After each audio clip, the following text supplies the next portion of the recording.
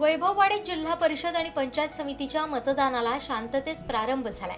सकाळी 9:30 वाजेपर्यंत 11.39% मतदान झालंय। यामध्ये 31,999 मतदारांपैकी 3,644 मतदारांनी मतदानाचा हक्क बजावलाय। त्यामध्ये पुरुष 2,431 आणि महिला 1,213 यांचा समावेश आहे। सकाळच्या सत्रात काही मतदान केंद्रावर रांगा लागल्या होत्या।